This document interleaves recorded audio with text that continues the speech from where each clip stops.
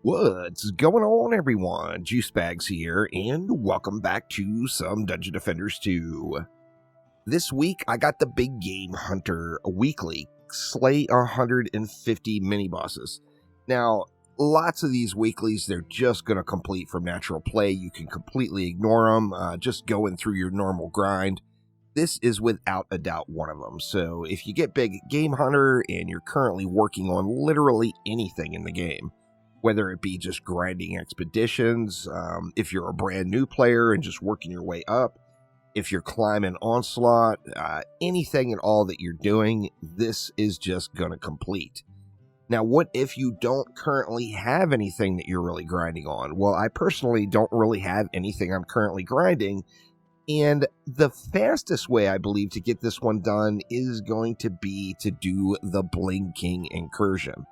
The Blinking Incursion, of course, has those little guys that come out and drop the gold on the ground. Each of those guys count as a mini-boss. So you do have the timer in the Blinking Incursion, so it will time out after a period of time. However, this one is going to complete very, very quickly. Now, what if you are wanting to just get up and go make a sandwich? Well, that's what we're going to check here today. We're going to check the time to fully AFK this weekly mission. For that, we're going to go to Chaos 8, and we're going to go to Demon's Lair. The reason we're going to Chaos 8 is we get twice as many mob spawns in the last wave. Additionally, if you play this in a 2-player group specifically, it is going to provide you with the most amount of mini-bosses.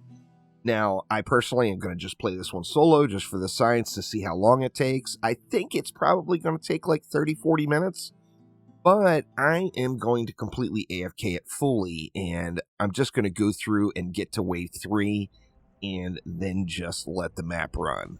So let's hop on in and get it set up here.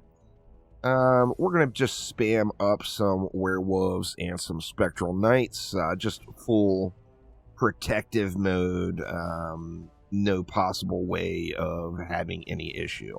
So we're Chaos 8, of course we're in Chaos 10 gear, so this will be a fully snoozer experience that I am going to get up and go make some coffee as soon as this bad boy is running. So let's go ahead and check it out and see what we can do. How much time are we going to have on this one? Or how much DU do we have left on this one? Looks like we got almost 600 left. I think we can go what? Let's go a bunch of Spectral Knights, maybe? Can we go 3 per lane? I think we can go 3 per lane and maybe even still get a Skyguard in. Let's go down a little further on this one. Let's see how the DU works out. 3 will be more than sufficient, I think. Actually, I believe I can probably go more than that. 3 may have been a little light. Let's get some buff beams in. This has got diffusion on it, of course. And then we're going to want to give these guys some pylons as well. I've got those on a reflect beam. We'll slap those in. It looks like we're actually going to be able to do everything we would want to do. Let's see, do I have an all-for-one Skyguard set up? I do. Let's throw an all-for-one Skyguard, say right there at the end of the deal, and then that's going to leave me enough for 2 boost stars. Let's go a little wasteful, but, you know, it'll work out. Now, the key to this one is we want to get to wave 3. So, first things first, we're just going to blast the map and get to that wave 3 state. You see that Death Queen Weaver that popped out. These are the enemies that are going to be popping out in wave 3, 2 at a time on a set interval. So that is how we're going to complete our mini bosses here, by dealing with those weavers. Now, like I said, a 2-player group is the sweet spot. You're going to get the most amount of weavers spawning possible, and that is just the way to do it. However, if you don't feel like firing up your alt, like I don't really feel like firing up my alt right now, this is how I'm going to run it. And it gives you the full single-player experience. Where are you, Lava Guardian? Oh, I already grabbed the lava ball. I am snoozing already. Let's go get up here and get this bad boy done. Wait for this assassin to fall off. And let's get to wave 3 as quickly as we can. The benefit of this map is it's like a 2-minute or like a 3-minute map in most cases. However, I am failing to hit that 3-minute mark. There's no doubt about it. So you see all of those mini bosses. Oh yeah, that's good stuff. There's 4 of them right there, all popped at the same time. So good stuff there. Let's wait for that lava guardian to come out. There's a lava guardian. Additionally, although it is not at all worth doing, but if you really want to farm those element reroll tokens, this would be the place to do it. You're going to get more element reroll tokens per hour here, or more reroll boxes, I should say, per hour here than on any other map. All right, so we are on wave 3. Let's get our AFK experience started. We're at 6 minutes of the video. Obviously, I'll edit out all this AFK-ness, but 6 minutes and 15 seconds? 6 minutes and 15 seconds into the video now. So let's let it run and see how long this takes.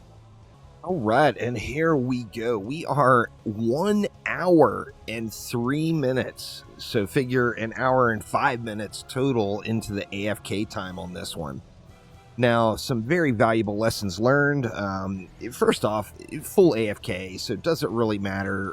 You come back every 15 minutes and hit a button, and it's going to run. However, this is definitely not the build to use. First off, you're going to want to go with a spawn camp.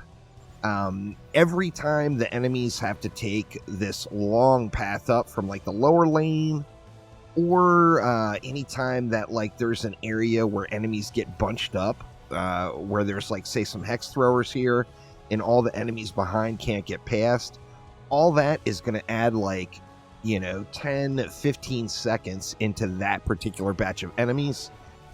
With that in mind, it is just extending, there it is, completing there, it's extending the amount of time it takes to get this done, a considerable amount, even though it's only 10 seconds or 15 seconds. If you add that 15 seconds up just dozens and dozens of times, you're ended up, adding 20 minutes or so to your overall experience. So definitely go with a spawn camp. Definitely make sure that those enemies are getting knocked out.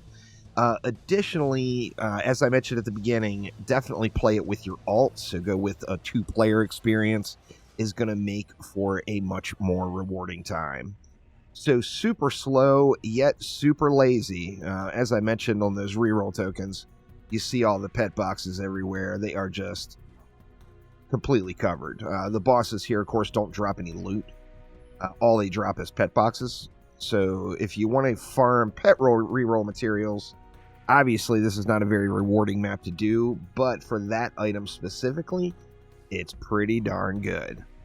But there we go, another weekly workshop in Dungeon Defenders 2. Thank you all so much for watching, and I will see you next time around. Take it easy.